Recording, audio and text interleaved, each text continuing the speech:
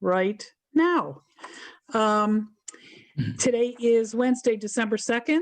Our presenter is Corey Stone. I believe Jonathan Mohr will also be doing some presenting. They will be speaking about debt, Torah, and bankruptcy law. Welcome, everybody. As usual, I am the tech host for those people who aren't usually on. And Shoshana Zaks is our program host. As I said, tonight's session will be recorded and it will be posted in the next couple of days on the Becky website. If you need that link, you can certainly email me, but it's easy to find under the learning menu. It's at the very bottom, I believe, under online schmoozes. There will be a little bit of screen sharing later today, later this evening. Corey won't be, but I believe that Jonathan may have a few items that he's going to share. Our question and answer period will be at the end of the presentation. But if something that's being said spurs or inspires a question or a comment, please be sure to write in the chat to me or to everybody, but I'm the one who's keeping track, that either the word question or the word comment alone, and then I will take those in order in which I receive them. I will call on you. When I do call on you, please unmute yourself. Other than that, I'd like everybody to stay muted. When you're finished asking your questions, if you could remute yourself, that would be helpful. I will be monitoring for background noise, as I'm sure other people will, by past experience, people who send me texts to say this person's making noise, shut them off. So I'm sure we'll all work together to make it a really wonderful session. And I think that's it. Anybody have any questions? Can everybody hear me okay? Yes. Okay, no questions? Shoshana, it's all yours. Okay. Good evening. It's nice to see everybody. Some faces I've seen a lot lately and some faces I haven't seen in quite a while. And some faces I've never seen before. Welcome, everyone. I'm very excited to introduce Corey Stone. Corey, John and I have known him since the early 80s when they went to the Yale School of Management together. That's when I first met Corey. And so it's been fun to grow up together or whatever we're doing. I don't know, grow oldish together. After he got his business degree, Corey worked as a longtime consultant to MasterCard and several big banks. And then he was an EVP of American Payment Systems. And then he was a CEO of a startup credit reporting company. And then he took a turn. He calls it a toning. I don't know exactly what happened. I don't remember what happened in those years, but he began to use his skills in finance and lending to look at things in a different way. And he became the inaugural chair of New Haven's city-owned Start Community Bank, which is now called Bank of New Haven, and a member of the Federal Reserve Board's Consumer Advisory Council. And then he was an assistant director at Elizabeth Warren's Consumer Finance Protection Bureau. And currently he's working as entrepreneur in residence, which I love that title, by the way, that's a great title, at the Financial Health Network. So, and he'll tell you the rest of the story about what got him to this place tonight, because I think it's an interesting story and I think you'll all enjoy it. So Corey, it's all yours. Thanks, Shoshana. It's great to see so many familiar faces and to be connecting with Becky after not getting to see people for so long. The rest of the story is that I can't remember exactly how many years ago, but John Mohr gave a wonderful Slichot talk on Shemitah and Yovel, the 7-year and 50-year Shabbatot that cause in the first the remission of debt and freeing of slaves, and at 50 years the kind of restoration of ancestral holdings and people returning to their family. And it resonated with me because, as Shoshana said, I've spent most of my life dealing with not debt, but with the companies that make debt, that are good at manufacturing indebtedness. And then more recently, trying to fix the consequences of indebtedness. And the topic has loomed larger because of what's happening now with the pandemic. The impacts are incredibly unequal. For many people I know, it's hard to notice the economic impact at all, except that the stock market has done fine. But for large chunks of the economy, there are no jobs, and further debt for people who probably are already indebted is likely resulting in repos and foreclosures and evictions and worse. So we've forestalled that with some government action, which has run out. We may get some more, but we're changing administration, and kind of front and center is debt forgiveness. There's a proposal that was kind of part of the Bernie and Elizabeth platform to forgive student debt. And that's been accepted up to the first $10,000, which would affect 42 million people and about $400 billion. And there are proposals from Elizabeth to reform bankruptcy law after reforms that were put in place in 2005, which I'll talk about. And even the payroll protection program is a debt forgiveness program. It's loans to small businesses that then get written off. So it's very much in front and center. And it somehow seemed baked into the idea of Shemitah, not just about an individual's inability to pay, but a kind of wholesale reset button across the whole community to reset what's right. So I'm just going to kind of go from what's in Torah to kind of the interim ways in which our ancestors have dealt with that law and laws around borrowing and lending, and then back to the present day. And then I'll hand it over to John for commentary. And John has license to correct me if I say something wrong in between. So it's Parsha Re'eh, where the remission of debts. I'm quite sure what the word remission means. It's not quite clear to me, and I'm not a scholar of Hebrew, but it does mean forgiveness, but in some kind of more literal sense, it's the cessation of efforts to collect. It actually doesn't mean necessarily that the debt goes away, but the obligation to collect and the obligation to pay goes away. People can still repay. And of course, people have memories. And how you do or don't pay on a debt can affect your future likelihood of being able to get another loan. But it's a very compact passage. And it starts out by saying, there won't be any poverty. And then it says, right before that, you have forgiven debts. But the whole concept of lending and that context is lending as an obligation, a form of charity, but better than a gift. You know, why lend when you could give somebody something? And part of the answer is, well, you get the money back. Part of it is you get to help tide people over for a period of time till they're on their feet.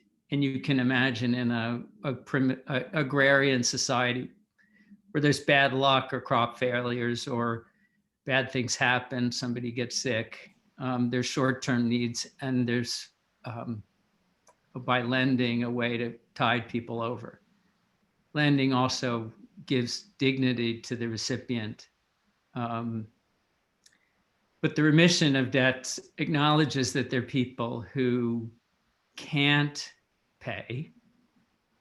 And the reset basically erases the slate and lets everybody start over again.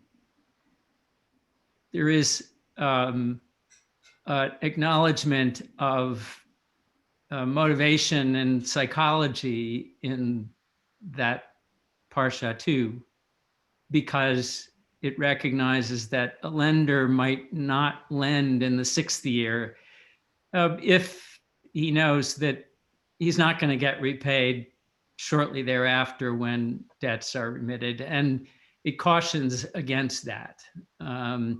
You should lend anyway, you should be generous. All of these obligations and treatment only apply to Israelites. They don't apply to Gentiles. And elsewhere, there are all kinds of restrictions on lending money. You can't charge interest. And kind of in a more literal sense, you can't act as a creditor, because a creditor is somebody who is charging interest and who may even be in the business of charging interest and lending money. Implicit in that, I think, is a notion of lending as power. The ability to charge interest reflects power over the person who's receiving the money. It doesn't always devolve on the lender.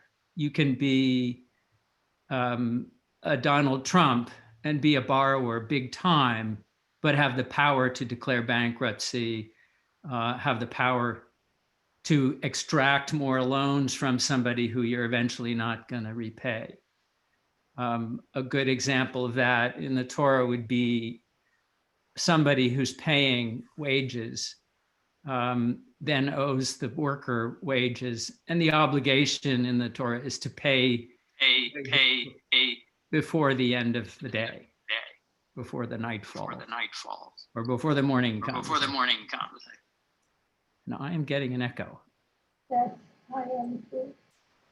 So maybe somebody's not muted, but there we go. The kind of capstone to the whole section is there will always be poor among you, all in the same passage. I think, just a few verses apart from there will never be. And so the kind of implication is you can fix the problem of inequality by lending, but you are always going to have a cycle between equality, which is a desirable state that you want to try to reclaim and restore, and inequality of power within the community that you have to address. And that seems to me to be a useful theory for bringing forward into our thinking about today. Step forward a few centuries and you get to Hillel and the problem that not a lot of people were doing the kind of lending that was being asked in the Torah.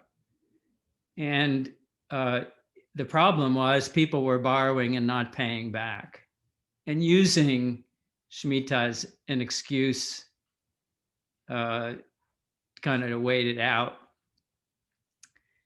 Hillel created a loophole called a prose bull, which kind of acknowledged this kind of failure in the basic mechanism of Shemitah, where if you insert in the contract provision where you can trigger the movement of the debt from you as a person individually who has the obligation to forgive the debt to the community which does not have that obligation. The debt is collectible.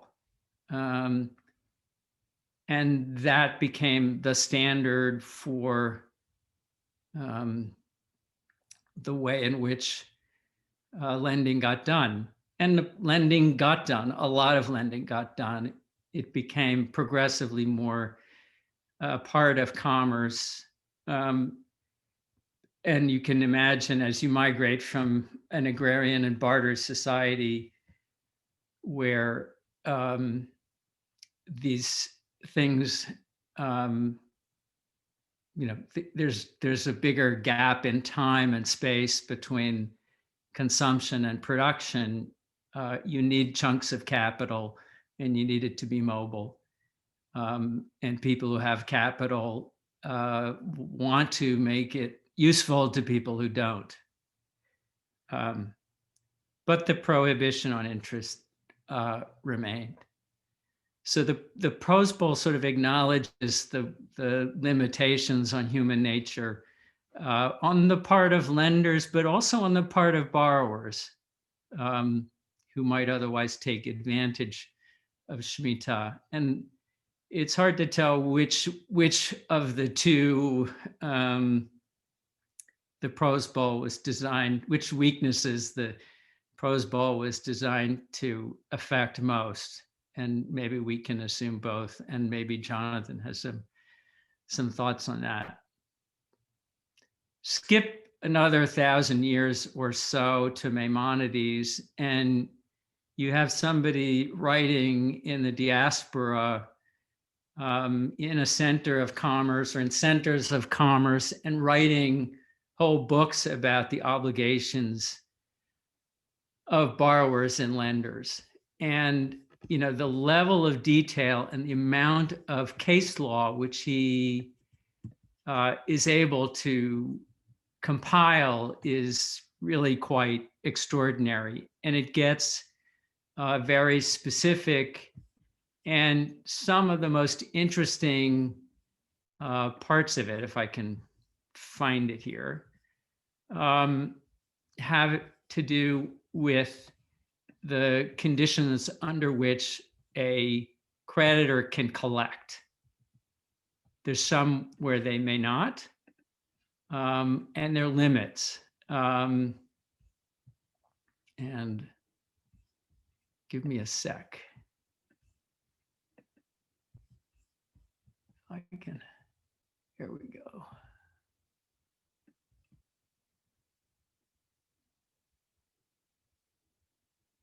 Nope. Give me one more sec. Here we go. So I'm going to just read a few things that are fascinating. One is just the introduction, which repeat 12 mitzvot, 4 positive commandments, 8 negative commandments about borrowing and lending. You are obligated to lend to a poor and destitute person, to not press him for collection, to press a Gentile for collection of a debt he owes, not to forcibly take collateral from a borrower, to return collateral to its owner when he requires it, not to delay giving the collateral to the poor man who owns it when he requires it, not to take collateral from the widow, not to take utensils used to prepare food as collateral. A lender should not loan at interest. A borrower should not take a loan given at interest, and no one should be involved with the lender and the borrower of a loan given at interest, not to serve as a witness between them, not to draw up a promissory note, nor to serve as a guarantor. Members of the bar take note. And then to borrow and lend money to a Gentile at interest is an affirmative commandment. So this deep distinction between Jew and Gentile, and very strict limits on how you treat a borrower who is a fellow Jew. And several things are going on here. One is back in the Prose Bowl time, one side effect of the Prose Bowl is it took the obligation to lend from being and the obligation to forgive debt from being a personal obligation to being a provenance of courts and judges. So if it becomes a communal debt that is owed by an individual, it's a judge who decides how it is or isn't going to get paid. The other thing that's happened is that the judges have to make judgments based on a whole bunch of facts. And it creates this, marketplace of information and reputation that informs the judgments of the judges. How do you decide when somebody is truly poor and not just faking it when they say they can't pay? And you rely on witnesses, and you rely on people's raw opinions and your own opinions. And there are limitations on that. So I'll read a couple of passages from Maimonides on these limits and on how reputation plays in. If a creditor claims that a debtor possesses property but is hiding it, and it is present within his home, according to law, it is not proper for either the creditor or an agent of the court to enter his home to seize the property. Indeed, the Torah warned concerning this, saying, "Stand outside." We do, however, issue a ban of ostracism against anyone who owns property and does not give it to his creditor. So you may be able to hide the fact, but the punishment if the fact is discovered is extremely high. So the motivation to be truthful is tied back to your whole relationship to the community and your reputation.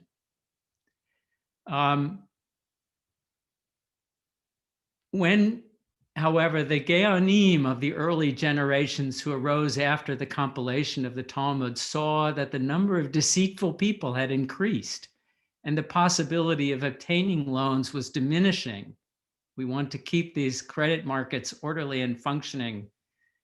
They ordained that a debtor who claims bankruptcy should be required to take a severe oath, comparable to a scriptural oath, administered while he is holding a sacred article that he does not possess any property aside from what he has given in consideration, that he is not hidden his property in the hands of others or given the property to others as a present with the intent that it be returned.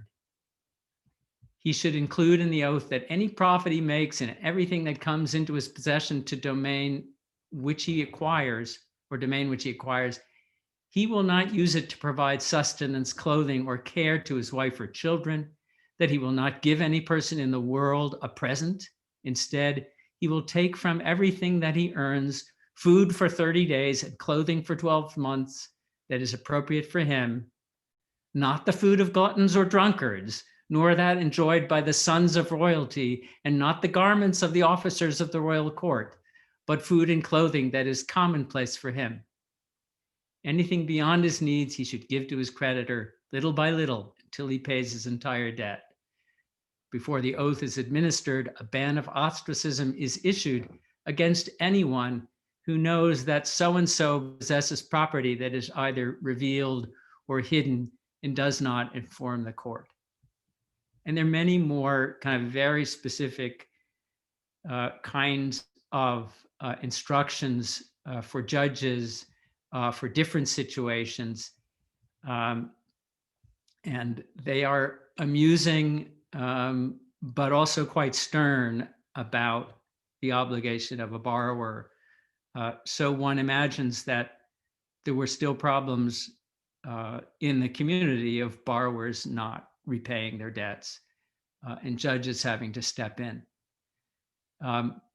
But there is this example of the just person who is truly, truly poor and deserving, and judges can make a judgment that somebody fits that description, and not for that person, they are not to be held to an oath, and full remission occurs. We have a modern analogy to that, which is credit reporting agencies, which lenders report to, and credit scores become incredibly important to whether you can get a job, whether you can get a rental apartment, whether you can get a loan or mortgage, that are all based on that information. Interestingly, derogatory information on a credit report under the US credit reporting law lasts for 7 years. After 7 years, it's taken off, except for bankruptcy, which can last 10 years. I don't know how that exception got made. So we have a world where debt and lending is commonplace. It's central to commerce and the way in which people lead their lives.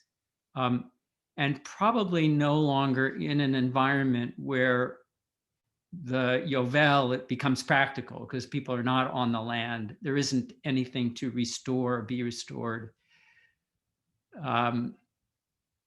And so the communal reset button, the idea of this wholesale reshuffling of the deck and cleaning of the slate, kind of fades into the background. Moving to today, I think we're at a moment where we're thinking again, at least thinking of the United States as a community, of forgiveness of debt as a reset button. I mentioned student debt. The people who have the biggest problem with student debt are actually the people who own the smallest amounts, who are much more likely to be people of color, of low income, of people who find it difficult to work and go to school at the same time, borrowed but didn't complete their degree, or maybe even got snookered into going to some of the private colleges and vocational schools that actually don't offer useful training, but take advantage of the availability of federal student loans to earn revenue, and the GI Bill, unfortunately.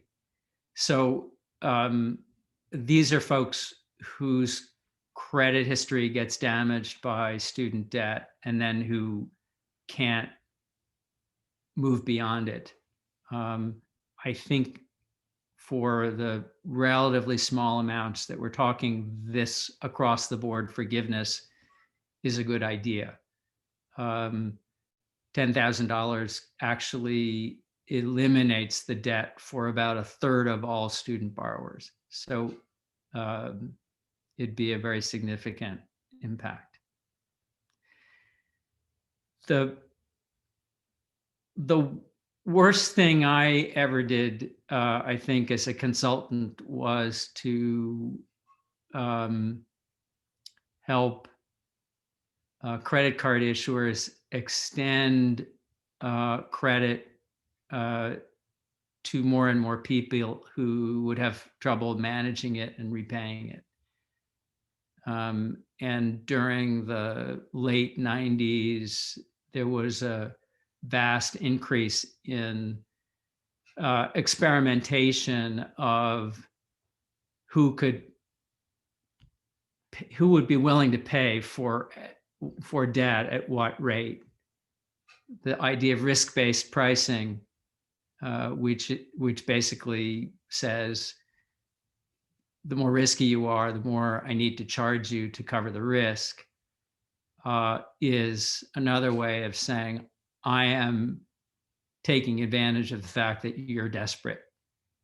I will lend to you. And yet many of those lenders were lionized at the time. And particularly in the credit card industry, where the structure of credit cards, where you have this very small minimum payment each month, makes it very easy to accumulate lots of debt. And where credit cards even learned that if you got somebody who would use up a credit line but keep paying it, they would enlarge the credit line so you would take out more debt and more debt. Some of the debt was from spending that people shouldn't have made. Some of the debt was from people just covering costs that were not expected, or emergencies or medical bills. But then they couldn't pay it back. In the crisis of 2008, we had a big escalation of credit card charge-offs at that low end of the market. And most of that lending has come back. The interesting thing about the 2000s is that right before the crisis in 2005, the credit card industry, which if you've taken Amtrak to Washington, you'll notice is headquartered in Wilmington, Delaware,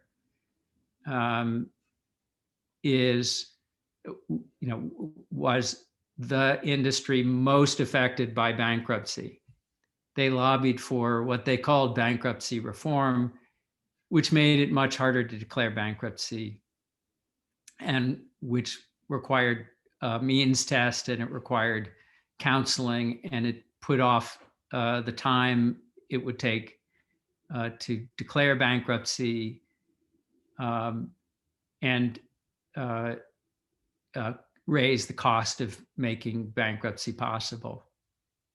It also pushed more people, particularly minority people, into what's Chapter 13, where a judge doesn't forgive the debt in its entirety, but looks at your ability to pay some of it and makes a judgment about how much you can pay. And oftentimes those judgments didn't get people much. They cost a lot. And people ended up not being able to pay after Chapter 13.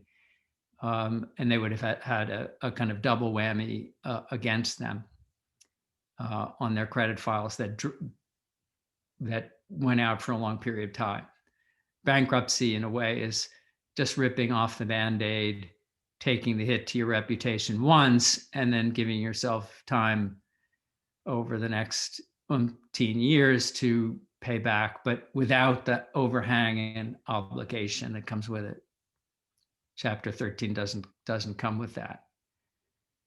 So Elizabeth Warren has proposed wholesale walking back of those reforms, plus some additional provisions that would make it possible for people who own a home to retain it, to retain some portion of their income that would be inviolate, that the court could not claim, to hang on to a car.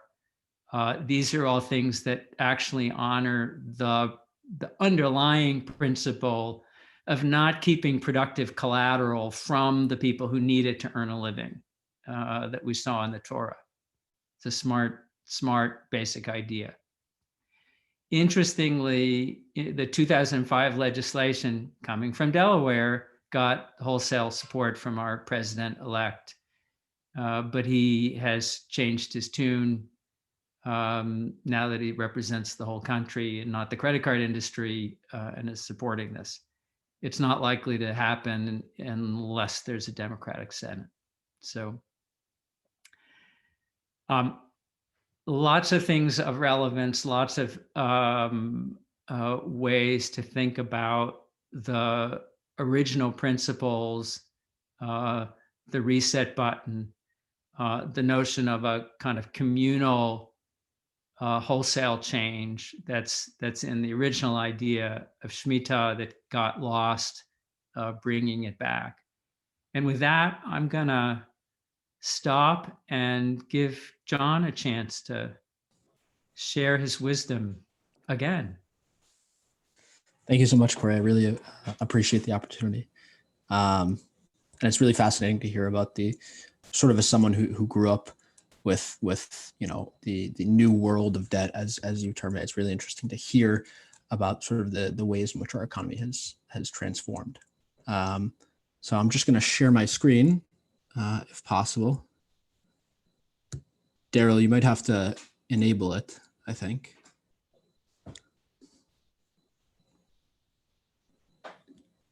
There we go. Perfect. So I made sort of just a source sheet to go through very quickly some of the sources that Corey had spoken about, and specifically to sort of examine also in the context of these verses, Jewish philosophy and particular, not just Jewish philosophy, but more widely, I guess we would call it Torah-based political philosophy on debt remission and debt in general, and specifically Shemitah and Yovel, where we obviously hear the most about debt and debt remission. So I'm not going to read through all of the verses, but I'll just give a quick summary. Here we have in Deuteronomy, in the 15th chapter, where we establish that during the Shemitah year, as Corey spoke about, during the Shemitah year, debt is forgiven.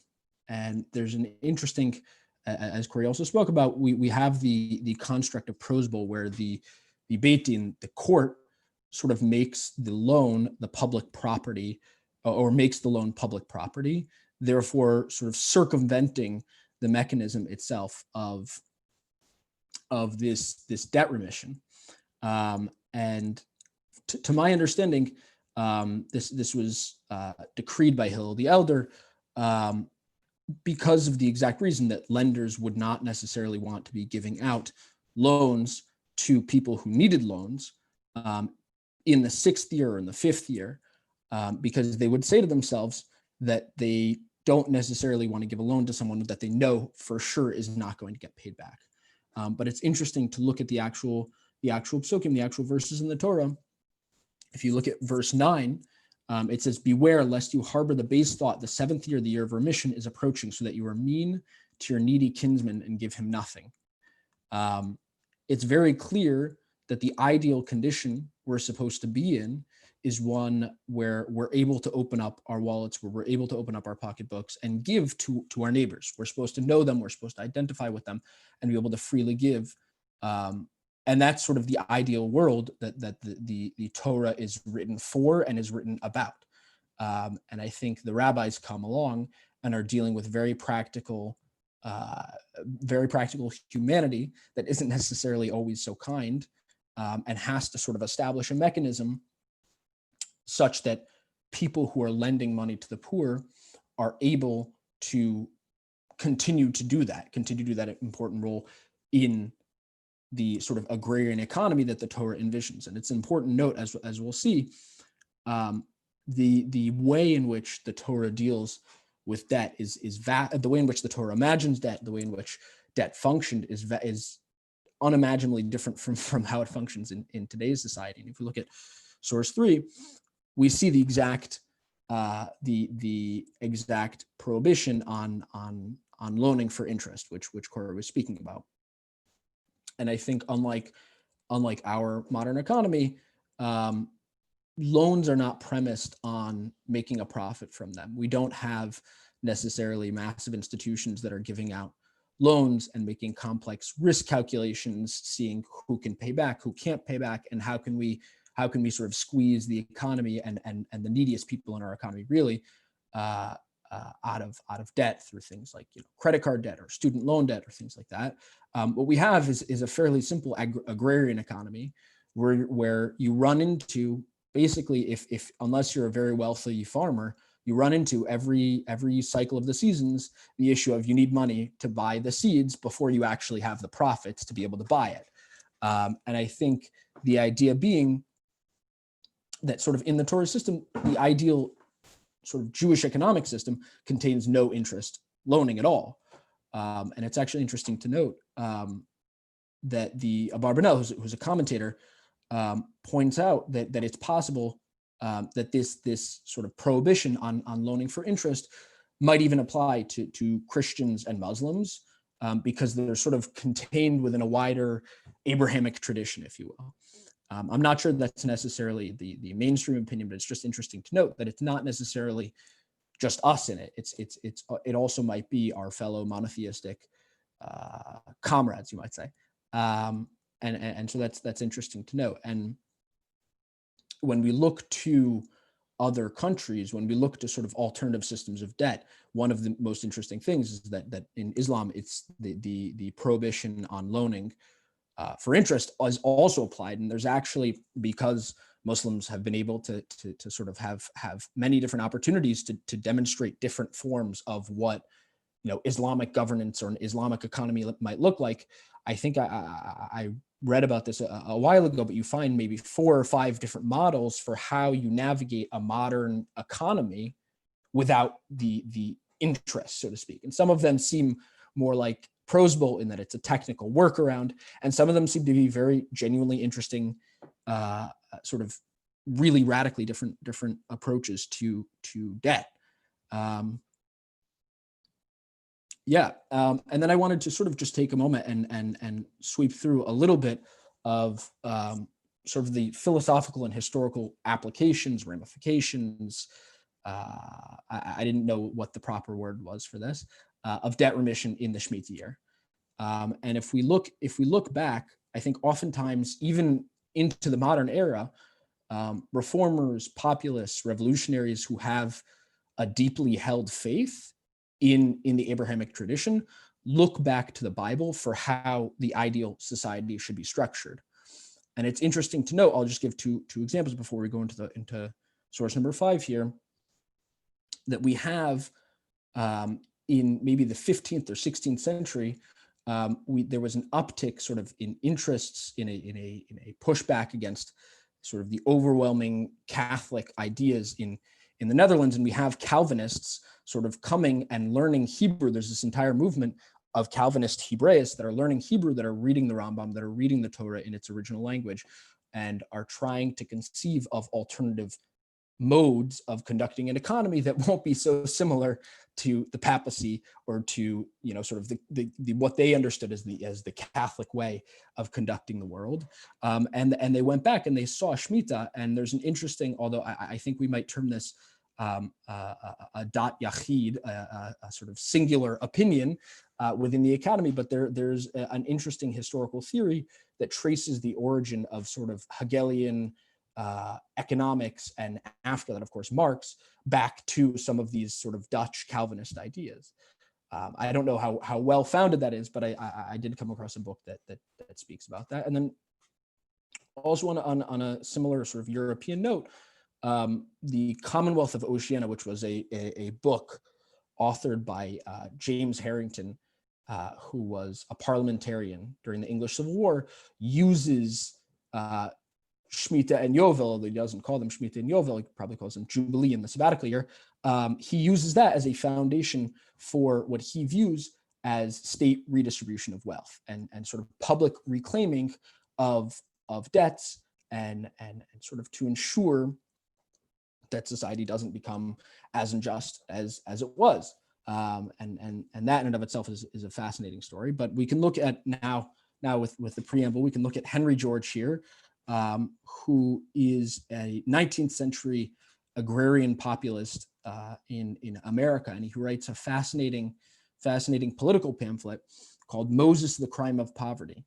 And the idea being partially that Moses, in sort of going against the traditional Jewish understanding of the Torah, he understands the Torah, the Bible, as Moses as sort of this I don't know, agrarian populist senator who is writing the Torah and is trying to figure out ways to counteract some of the economic ills that he grew up with. And so the whole approach of the pamphlet is fascinating. But one of the quotes that I picked out of it was what you see on the screen. And he says, "It is not the production protection rather of property, but protection of humanity that is the aim of the Mosaic Code. Its sanctions are not directed to securing the strong and heaping up wealth so much as preventing the weak from being crowded to the wall. And he goes further, he says, at every point it interposes its barrier to the selfish greed that if left unchecked will surely differentiate men into lord and serf, landlord and serf, capitalist and workman, millionaire and tramp, ruler and ruled.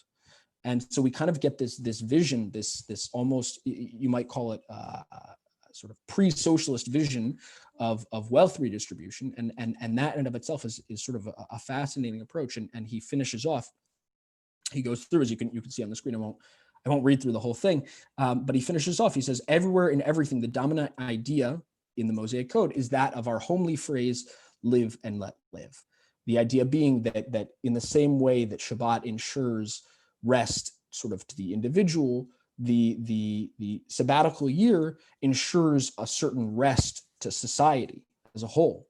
And in the early 20th century, although I'm not sure Rav Kook would have known about Henry George necessarily, but Rav Kook sort of touches on a similar approach. And Rav Kook, of course, was in the earliest 20th century one of the most prolific Jewish writers, and was really radical in certain ways, went up against the rabbinic establishment of the time. And he writes an entire sefer, an entire book called Shabbat Haaretz, which is concerned sort of with the nitty gritty halachas of what the Shemitah year looks like in the land of Israel and how it applies today and different things. But his intro is widely quoted because it sort of has this beautiful poetic style that is sort of reminiscent of maybe Shakespeare or other people. But how he speaks about it, about the Shemitah year, really gives you a beautiful idea of how he understands it's supposed to look like. And he says he's quoting the Mishnah, he says, between Rosh Hashanah and Yom Kippur, slaves did not depart from their households, yet were not subject to their masters, but ate and drank and made merry with garlands on their heads. And so we get this picture of the slaves who are, of course, about to become free during the Jubilee year. They have reached during the Shemitah year, they've reached their sort of cessation of their slavery, and they're going to become free. But those 10 days, Aser Simei Tshuva, they are able to just relax and take it easy, but they're not yet free. And he says, as soon as Yom Kippur arrived, the Beit Din sounded the shofar, the slaves left the households, and the fields returned to their owners. And Rav Kook comments, this freedom did not suddenly erupt forth like a volcano, but was a gradual process emanating from the holiness on high. It is not something violating the social order, but constitutes an essential component of the ancient sabbatical cycles. And so I think we get an idea of the Shemitah year, not we sitting in 2020 thinking about the sort of radical idea that debt could be completely wiped free in a society that's completely drowning in credit card debt and student debt, in all kinds of debt. It's a radical idea that someone might come and say all this debt is forgiven. It doesn't mean anything.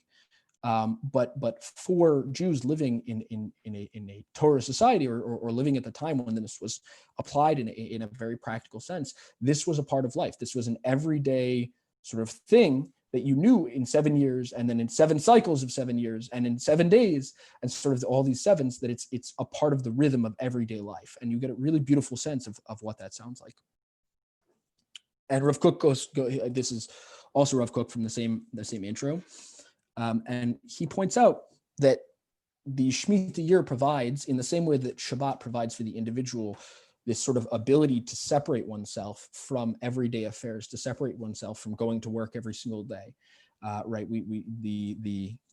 I saw a video that was talking about the origins of the weekend, and it talked about part of it was the Jews in the 20s. It was the labor movement and the Jews who were big proponents of the idea of the weekend, and the ability sort of to step back and be able to have a breath. That same sort of space that we were provided from the regular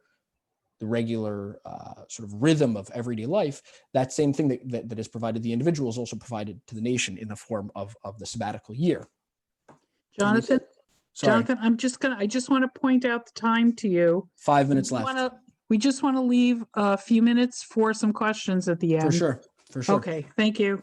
For sure. So I'll just try and finish up and summarize. Sorry. No, it's fine. And so Rav Kook says, you can read the quote itself, but he basically points out that there is a suspension from this normal routine. He says the temporary periodical suspension of the normal social routine raises the nation spiritually and morally and crowns it with perfection. And I'll leave you, you can read the quote by Nechama Leibowitz if you want. But I think we see two really different views sort of between sort of the more Rav Kook school that views it as an opportunity to bring down the divine presence onto us, and sort of a more practical approach that speaks about Shemitah and Yovel as debt forgiveness. So I'll leave it at that. And I guess we can go to question with the remaining time. Thank you very much. Just 1 second. Okay. First of all, Jonathan, I don't know, some people might be really interested in that source material that you were sharing, and to have a chance to look that over. So if either you can put in the chat a link. Yeah, I can post the link in the chat. Yeah.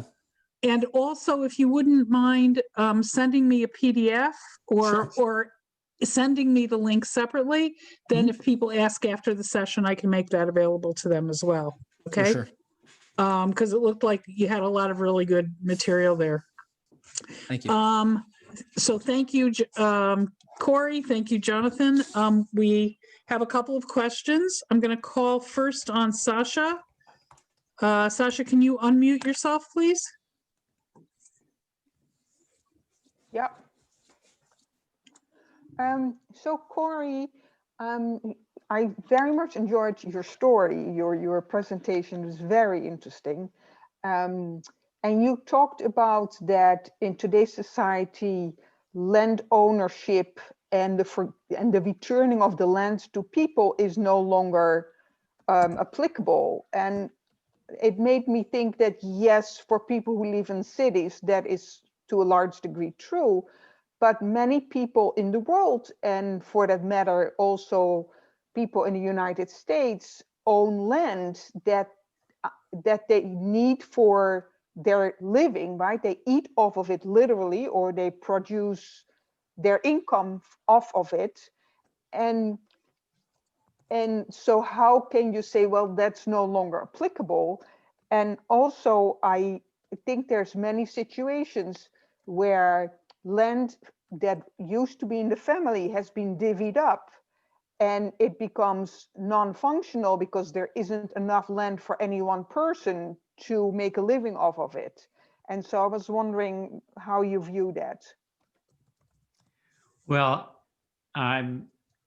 it's sort of stepping back, looking at land as metaphor for kind of broader means of sustenance and making a living, has I think its best parallel is thinking about wealth and the wealth disparities that exist.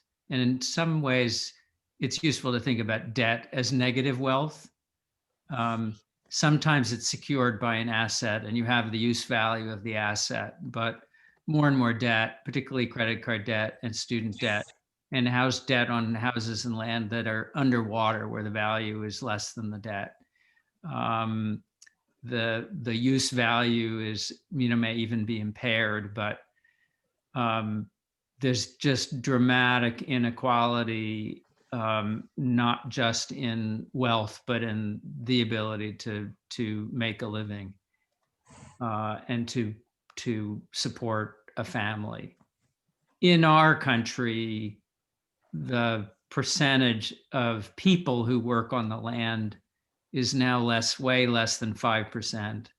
The percentage of people who work on land that they own is probably well less than 1%, just because most farming is big, huge commercial operations. And most family farms are a side gig for the farmers who use it. They may subsist on the food, but they're not making cash enough to kind of support their life.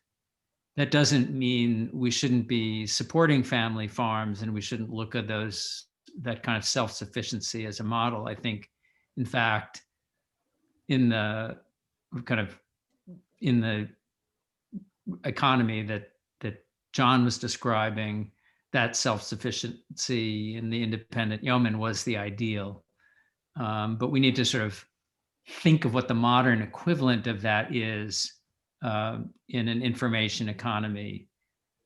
I don't have an answer, but just kind of more broadly, the need to rebalance is actually a need of community survival, and it is frankly in the rural areas where that so heavily went for Trump, and where people really don't have the means to live in the way that their parents lived. You have the most embittered and aggrieved population taking the wrong side in politics, in my view, but nevertheless aggrieved and with some justification, at least from an economic standpoint, not their scapegoating, but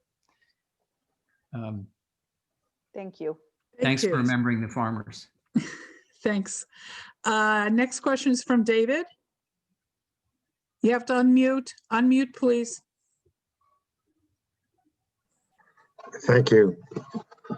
Corey, one of the more egregious elements in the larger landscape of debt has been the profitability of creating debt and being able to totally sell off the risk, as opposed to selling off 90% of the risk, and not having to continue to have quote skin in the game, close quote. This was particularly egregious in the housing crisis in the first 10 years of this century. To what extent do you still see that as being part of the landscape at least in American society? What parts of the debt landscape still have the risks that come from being able to make a very substantial profit just by taking on debt, be it through credit card, be it through mortgage, be it through whatever, without continuing to have skin in the game? I think I'm not an expert on the mortgage market, which is where most of that phenomenon still happens. There was for a while a secondary market in credit card debt, which absolutely had that problem, but that has not come back. There is a secondary market in auto loans, but the collateral has been a reasonable ceiling on the risk. There's a very predatory part of the auto market, which is not part of the secondary market. It's almost the opposite. In mortgages, they put together a risk retention clause in Dodd-Frank. Most lenders get around that by lending under what's called a qualified mortgage rule, which basically says if it's a Fannie or Freddie mortgage, it's sound enough and not risky that it can be sold without risk. But there are more and more products kind of creep around the edges of that. There's a kind of slowly growing subprime market. There's a part of the market that's obviously jumbo mortgage and falls outside that. But I don't think it's the same ticking time bomb. What is really problematic is because of the disparities in property markets, there are parts of the market where you simply can't sell a house at anything other than a loss because the economy is on the downswing. And if we believe that homeownership is something that we want to support, there needs to be some kind of socialization of risk of the equity value of the home. This is something that Robert Shiller, the economist, has proposed. But it would be best if it was something nationally. We have Fannie and Freddie essentially stopping the market that makes 30-year mortgages possible. but the unevenness of the risk. And again, it falls most in the most unstable inner city neighborhoods and in the kind of hollowed out rural parts of the country. It would be best if we collectively socialized the equity risk and made it so that if you bought a house at $100,000, you might pay some additional points on the mortgage, but you're paying into an insurance pool that would assure that you'll never, that if you forced to sell the property at a loss, you would make up the difference in equity. You would never lose the equity that you put in. I think that would put a damper on some of the kinds of mortgages that would get written and make the loans more affordable, but it's something that would require all of us to pay in, even if we were in hot markets or stable markets. We should all pay a little bit on that. Thank you, David. Thank you. Can you remute yourself, please? And just want to let people know we do have a handful of questions still left. So if you can bear the time to stick with us, those people have been waiting patiently. Our next question comes from Isaiah. Isaiah, great. So, Thanks. you know, it's interesting to hear both Corey and Jonathan speaking about this, to my mind, very idealistic Torah system. And I'm wondering if there was ever a period where it was really operative, where there really was forgiveness of debt entirely, where the system was in place and functioned. I have no sense of that, and I wasn't sure that it had ever happened. I'm curious to know if you know. John, I think you should unmute and answer that one. Yeah, so it's sort of a topic of a lot of historical research trying to figure out whether or not Shemitah or Yovel were practically observed in as strict a way as the Torah puts forth. I mean, I would be pretty confident to say that there were points at which it was observed, although to say that the majority of Jewish history in Israel, I would say it was probably not observed. And it's interesting, the Torah points out when in Parshas Bahar, when we're speaking about Shemitah the first time, that the equivalent amount of years that we don't observe Shemitah is how long we'll be in exile. And so, you know, we're still counting. We're still counting. So we can kind of work it out backwards, I guess. Okay. Thank you. I think Just to add, I Sure. did a little bit of research on Israeli bankruptcy law, and basically it's modeled after US law. Okay, our next question comes from Jim. Stacy. Can you, unmute yourself? Yeah. There you go. Just a quick question. How would you make money or turn a profit in a system of lending without interest? You know, That's a really good question. And why would you do it? Why would you lend money?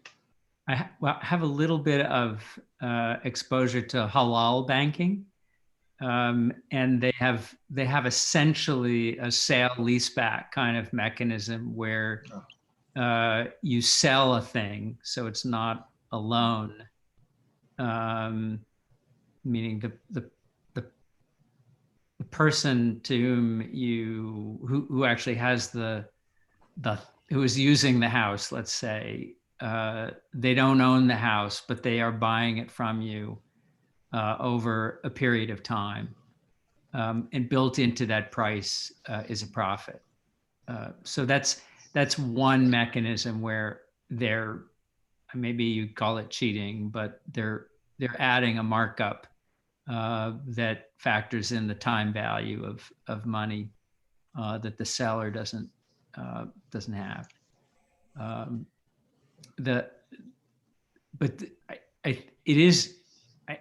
It's almost impossible for me to conceive it, but I've spent so much of my life in kind of thinking of interest as a price and a market as a kind of clearing mechanism for people who don't have money to get people who do have money. and and for interest also as a way, as a mechanism of redistribution through subsidies to interest. So, we can make interest lower by providing a guarantee, which is, for example, what the Small Business Administration does for certain kinds of loans.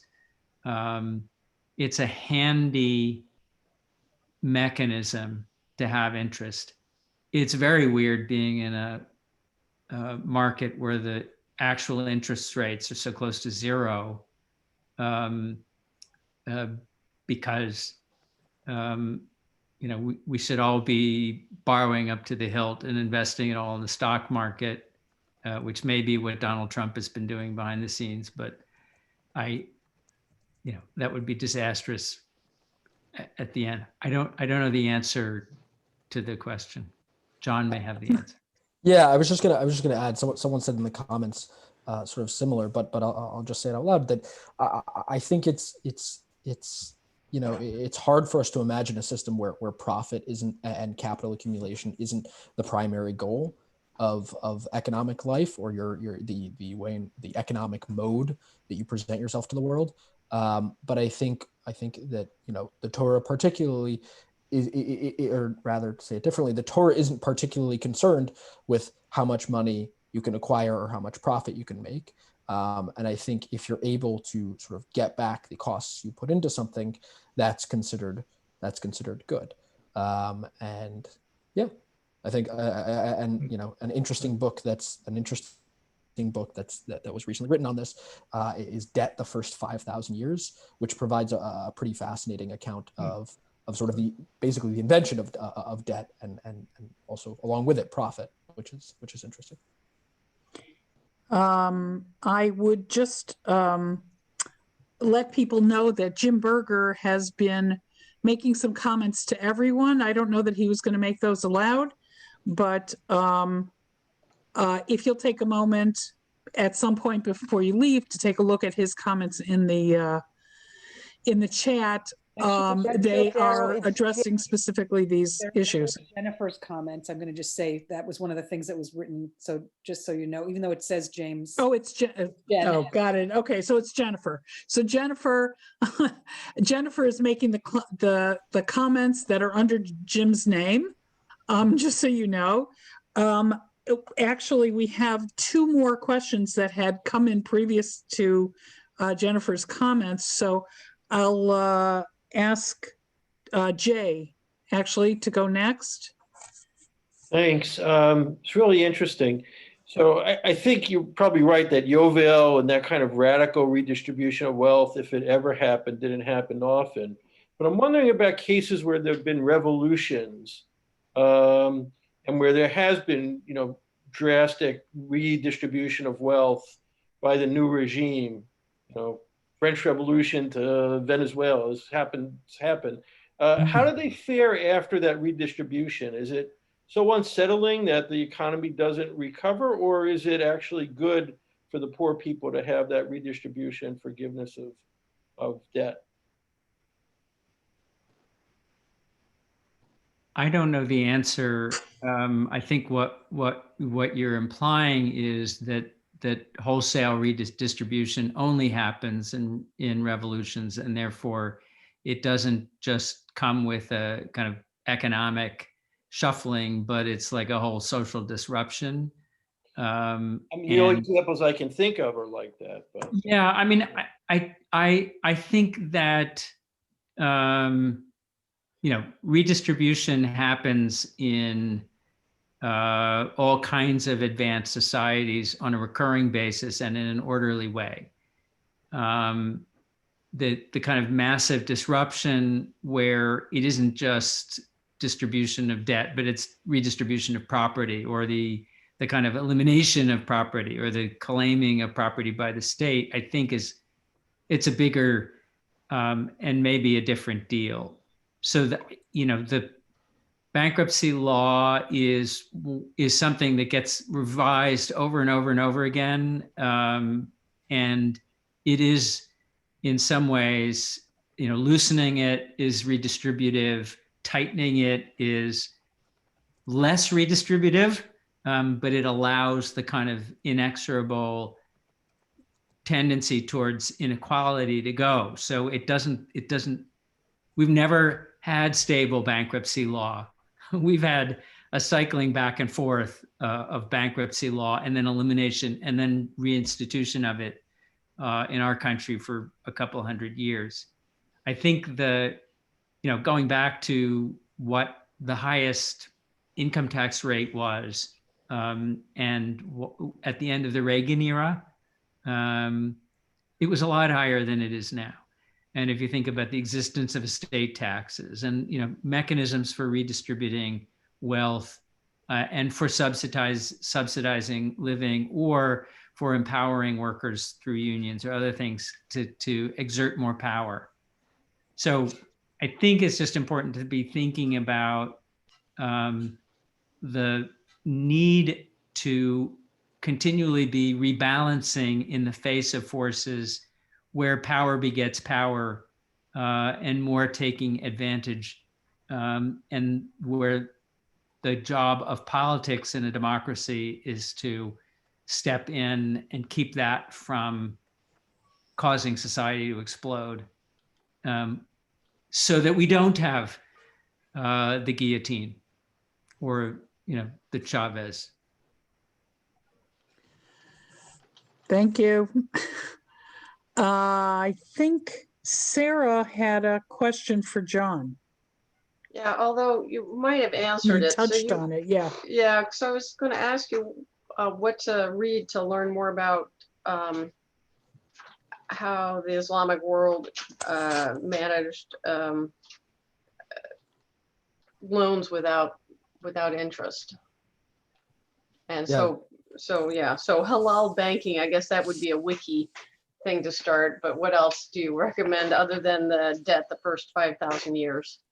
I think Corey might be able to go a little bit more in depth in terms of practical experience, but I know that there's a lot of economic analysis out there, a lot of Google Scholar type of articles that look through sort of case studies. I pulled one up when I saw your question that I downloaded about a while ago, but it talks about the two examples of Malaysia and Bahrain.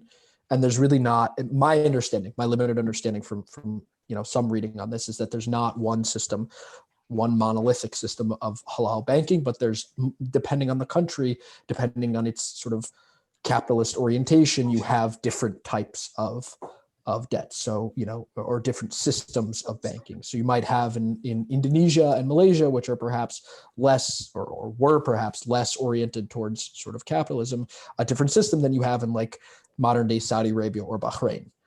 So it really depends, I think, on the country, but there's a lot of case studies out there. So what did you put into Google Scholar? What did you type in? Well, I looked, if you look up Islamic loans, you get a lot of nice sites offering you Islamic loans. So you might have to browse a little bit. No, that's fine. But I think I looked on some kind of database. I think I looked on the Brandeis Library or something like that. They have a search, and I searched for articles about it. But Google Scholar would probably work also. Yeah. There are, I believe, handbooks for American, probably also American and British bankers on how to do business in various countries. And they might be a little bit technical, but they might be interesting to read because they're designed to help people actually deal in those environments. Thank you. And I think this is going to be our last question. We're coming on a little over 9:15. Jim, you had another question you wanted to pose, correct? Sure. What do you think would take to reverse the current trend in income and wealth inequality in America? Oh boy. There you go. What a quickie. I know. Global question. Yeah, I think there are lots of people in the incoming administration who are actually asking that question, and including Janet Yellen. And there are a whole bunch of different, elements of it, and I can't, you know, I wouldn't come close to hitting them all or prioritizing the right one. So I won't. But I think in the kind of recognition and in the spirit of tonight, that these kinds of redistributions and resets are essential to communal survival. It's really important that we figure it out. Right, just to comment on the people being announced, most of them appear to be fairly middle of the road and not progressive. So can't expect much in that direction. I think part of what's going on is that they're discounting the Senate and looking at who can get confirmed. But I think we're in a moment where people's willingness to do things in the realm of redistribution is actually much more upfront, not necessarily in what they'll share with the hostile committee, but in their minds and in the platforms. Well, let us hope so. Yeah. I just want to say, first I want to thank John for just sharing his wisdom and for being so inspirational and speaking for the ideals in the Torah, which got me thinking about this. And I also wanted to say, for somebody who is not a Torah scholar, I am really interested in finding other people who aspire to become more of one and who are particularly interested in this realm of economic thinking, and maybe it's political thinking too, but I just find I have a need to connect what we practice as a community at Becky with the kind of straitjacket that we seem to be in, and how to find a way out in our lives. And so anybody who would like to kind of join me in a chavruta or a reading group or something, you know, please let me know, and any others who just have the curiosity. It'd be great to know who you are.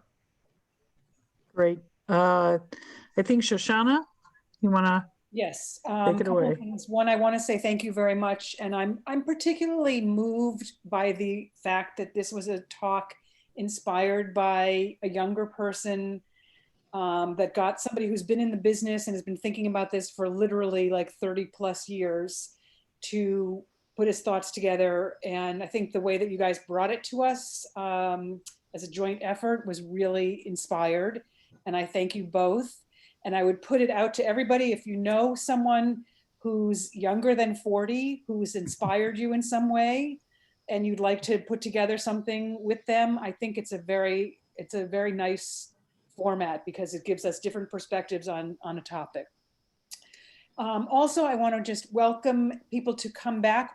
In the dark month of December, we have a lot of screen light coming at us, and it's going to help us alert and alive. And starting with on this Sunday, which is an unusual time for us, but we are doing a Sunday morning at 11 o'clock book talk on a book called Invisible Years. The author and one of her cousins who helped put the book together, who's going to be phoning in from Jerusalem. It's a beautiful story of their families, the way their family spent their years in Netherlands during the war, mostly in hiding and hidden all around the Netherlands. And it was a story, I know Sasha's giving me kind of a funny look here, but I think you'd be really interested. It was a story that Daphne, the author, put together by kind of piecing together parts of her family history, and then interviewing her relatives who are surviving and hearing their stories. And she's going to share that with us. And We have books for sale at the Sisterhood gift shop, and I know that Harriet and Karen are very accommodating. So if you get in touch with them, they might even deliver a book to you before the talk if you want. And it's really, I think it's going to be a really interesting talk, and it's worthwhile. Also next week, Wednesday evening, we are having a talk by Leslie Klein, the artist who has had her beautiful artwork up at Becky for all of these months since last spring, because I guess she was part of the COVID shutdown and her art got held hostage, but in a beautiful way for us. Cynthia Rubin has done a beautiful video walkthrough of the exhibit, which you can look at if you go to the website, the Becky website, you can find it. And it's a nice introduction to the works, many of which are for sale. You can get a price list as well. But on Wednesday, the artist will actually be talking to us about her artwork, and that'll be at our usual 8 o'clock time at our usual Zoom link. And then next week, Hanukkah starts. And so on Saturday, the 12th, I believe, we're going to have a Havdalah and Hanukkah candle lighting, singing, and general merriment, starting at 5:30, right after sunset. And there'll be music and storytelling, and there's something for everyone, all ages. And I look forward, and there's plenty more coming, but just those are the 3 things that are happening in the next week or so. And I hope to see all of you or many of you there. And again, thank you, Corey and Jonathan. Very nice, really good talk, very interesting, lots of food for thought. Corey, do you want to put your contact information in the chat if people want to reach out to you to be in a group, study group with you? Would that work for you? Yeah, let me figure out how to get to everyone here we go. Okay. Daryl, did you want to say anything else? No, I will just point out that there are a lot of Tikkun Olam initiatives going on now as we head into winter. It's a challenging time of year anyway. It's a challenging year of time anyway. I hope that everybody will join me in doing what we can. You can follow the links in the happenings this week for signing up for donating to support our care packages, and also our dinners coming up, et cetera, et cetera. There is this coming Sunday, there is another food drive. Food will be going to Desk, which is still desperately in need. Call me. People are being very generous. I really appreciate it. That's all I've got to say. Thank you very much all for gathering together. Oh, and thank you to those who helped us last week with meals and well wishes, etc. Everything is good and very much appreciated. Good night, everybody. Good night. Thank you, Daryl. Night.